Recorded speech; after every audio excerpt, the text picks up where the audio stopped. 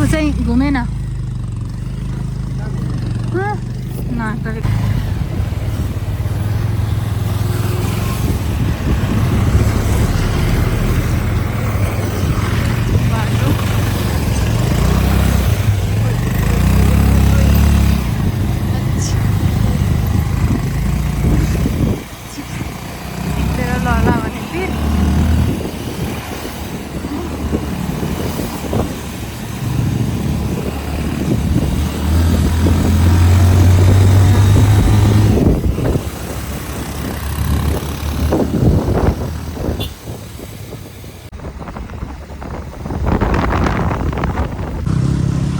यति बेला चाहिँ हामी नेपालथोक जेहोस् आइपुग्यो। अगाडिको पुल देखिरहनु भएको छ, यो चाहिँ नेपालथोकको पुल हो। जति अफवाह फैलिरहेको थियो होइन, अब नेपालथोकमा बाटै छैन भनिरहेको थियो, तर त्यो चाहिँ हल्ला मात्रै रहेछ होइन। जब फिल्डमै आएर अवलोकन गरेँ त्यसपछि चाहिँ जस्ताको तस्तै रहेछ है। त्यति धेरै बगाएको पनि रहेनछ। सुनेको थिएँ हल्लाहरू चाहिँ एकदमै नेपालथोकमा बाटै छैन पुरै बगायो भनेर, तर होइन रहेछ। यो चाहिँ बाटोहरू चाहिँ जसरी फिल्ममा आएर हामीले हेऱ्यौँ, अनुभव थाहा पायौँ, तर त्यस्तो साह्रो चाहिँ भएको रहेनछ। पहिला जे होस् गएको वर्ष अगाडिको वर्ष गएको बाढीले जति बगायो, तर यो पटकको बाढीले त्यस्तो क्षति गरेको त रहेनछ। यस तलबाट बाटो थियो, माथिबाट बाटो खुलाएछ।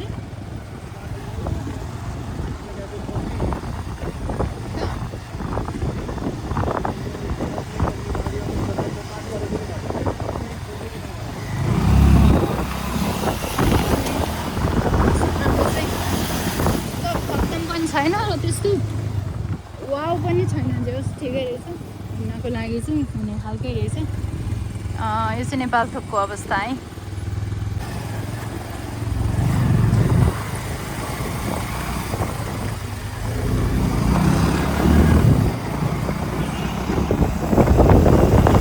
गाइस चाहिँ खोला बगिरहेछ, हामी यहीँबाट हिँड्नु पर्ने अवस्था छ। गाह्रो छ। ल ल ल ल फन बाइक त बटारेको छ त सिप्लोले।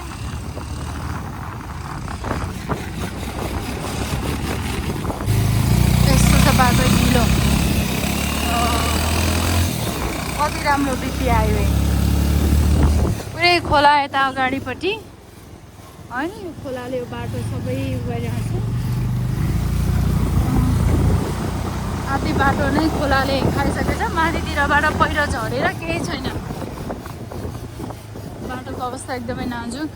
ढुङ्गा पनि पुरै ढुङ्गाले पनि खोलालाई चाहिँ छेकेन रहेछ।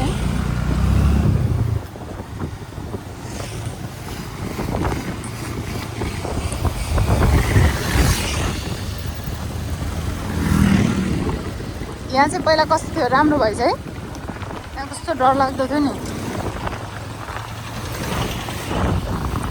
यो फाँटमा चाहिँ एकदमै धेरै खेतहरू हुन्थ्यो त्यति बेला। अब यो समय त धान भित्राउने बेला हो। हामी घर आउँदाखेरि चाहिँ यति बेला यो ठाउँमा चाहिँ धान भिजेर भित्राइरहेको हुन्थ्यो होइन। धानहरू भित्राउनको लागि धान काट्ने तयारी एकदमै मान्छेहरूको रौनकता हुन्थ्यो यो फाँटमा। तर यति बेला चाहिँ खोला हिँडिरहेको छ यो फाँटमा मेरा हरिबिजो है। यस्तो राम्रो थियो, यति धेरै धान फल्थ्यो यो खोलामा। यतापट्टि पहिरो पुरै माथिसम्म रहेछ, पहिरो गएर केही छैन।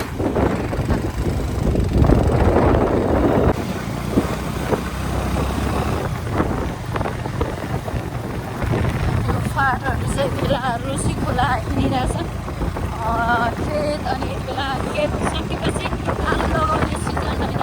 आलु लगाउने बेलामा यति बेला चाहिँ छैन, सबै बनाएर यति बेला खोला बगिरहेछ, खोला हिँडिरहेछ। यो ठाउँमा हामी लगभग नेपालथोक पुग्न लाग्यो।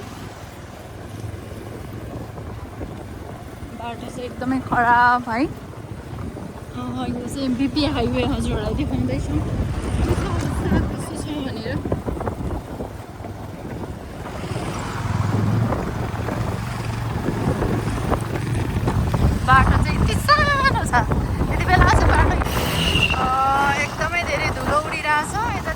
बाटो एकदमै खराब भएको कारणले गाउँ जान एकदमै धेरै समस्या रहेछ है।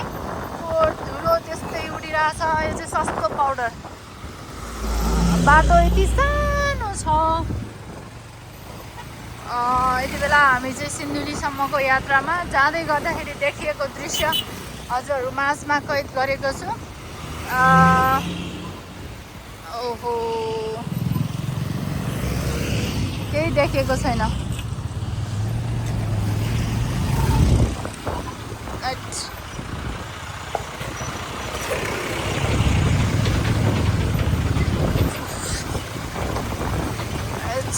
बाटो त के हो भर्याङ चढाए जस्तै रहेछ। सिडी भइसकेको रहेछ बाटो पनि। यस्तो राम्रो बाटो यस्तो दामी बाटो थियो। यो माथि थियो बाटोको अलिअलि निसाना छैन, सबै खोलाले लगेर यो तलतिरको चाहिँ खोला। यो खोलाले सबै बाटो जति खाइसकेछ।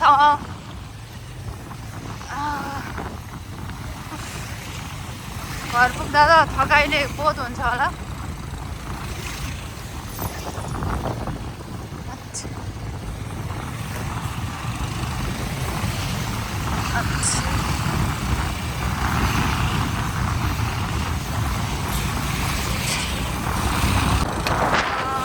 कस्तो राम्रो कस्तो सफा हेर्नुहोस् न।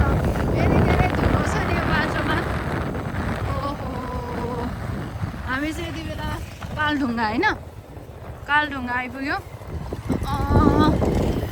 बाटो त यतातिर ठिकै रहेछ। कालीकाण्डाङ हुनु भयो नि त लास्टै फोहोर धुलो त्यस्तै गाडीबाट धुवा त्यस्तै निस्केको छ। यति धेरै बाटोहरू यति खराब भएछ नि। यति राम्रो बाटोमा घर जाँदाखेरि सरर पिच रोडमा आनन्दले आराम साथ बसेर जान पाउँथ्यो। तर अहिले त कहिले बन्ने अब यो बाटो है। यस्तो राम्रो बाटो साह्रै खराब भएछ। यतापट्टि खोला छ। अब यो खोला कहिले आइपुग्ने माथि। बाटो त पिङ खेल्दै घर पुग्नुपर्ने अवस्था छ। यो खोला चाहिँ सबै यो बाटो चाहिँ यो खोलाले बगाएको है। रोसी खोला हेर्नु त।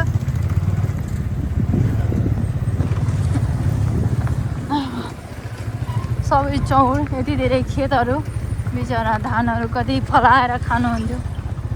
अब नखाने धेरै खेत छ होइन, नहिँड्ने बाटो छ। साह्रै बिजोग छ बिपी हाइवेको। बगर सबै ढुङ्गै के